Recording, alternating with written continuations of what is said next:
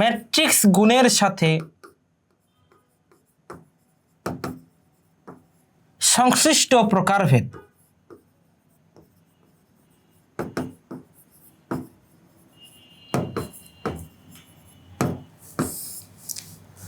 তিনটা প্রকার নিয়ে আলোচনা করব আমরা। প্রথম যে প্রকার, এই প্রকারটি হচ্ছে সমঘাতী ম্যাট্রিক্স।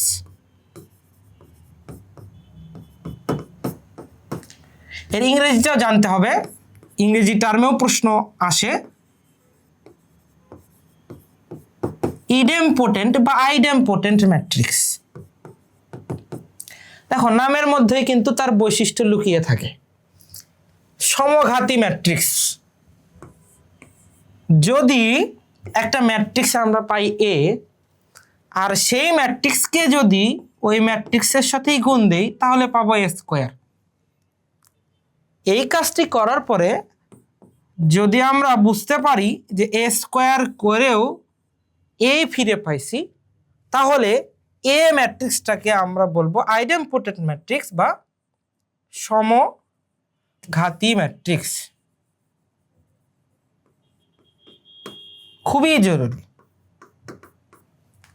উদাহরণ দেখব।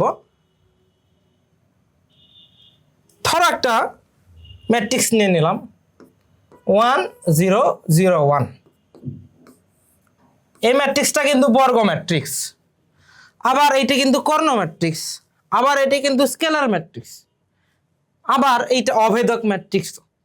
এর আরেকটা পরিচয় এখন আমরা জেনে যাচ্ছি, সেটা হচ্ছে সমঘাতী ম্যাট্রিক্স। এইটার নাম দিলাম আমরা বি। তাহলে সমঘাতী ম্যাট্রিক্স কি না এটা জানার জন্য কি করতে হবে আমাদের? বির সঙ্গে বিকেই গুণ করে দিতে হবে। তাহলে আমরা গুণ করে ফেলছি। বি গুণন বি, 1 0 0 1 1 0 0 1 গুণ করে ফেলি। গুণের নিয়ম কি? সারিকে কলামের উপর ফেলে দাও। তাহলে 1 এর সাথে 1 গুণ 1, 0 এর সাথে 0 গুণ 0। আবার এই সারিকে দ্বিতীয় কলামের সঙ্গেও একই কাজ করতে হবে। 1 গুণন 0 0, 0 গুণন 1 0। প্রথম সারির কাজ শেষ, এখন দ্বিতীয় সারি নিয়ে কাজ করি। দ্বিতীয় সারির সঙ্গে প্রথম কলাম যদি গুণ করি তাহলে এখানে 0, এখানেও 0। আর দ্বিতীয় সারিকে দ্বিতীয় কলাম নিয়ে যদি কাজ করি তাহলে 0 যোগ 1, 1 গুণন 1। দেখো ফাইনাল রেজাল্টটা কি আসলো? ফাইনাল রেজাল্টটা আসলো 1 0 0 1। এইটাই কি বি না? অবশ্যই। কারণ এখানে তাহলে কি হলো? এখানে আমরা পেয়ে গেলাম বি আর বি স্কোয়ার কি একই। ফলে আমরা বি কে বলতে পারবো বি একটা সমঘাতী ম্যাট্রিক্স।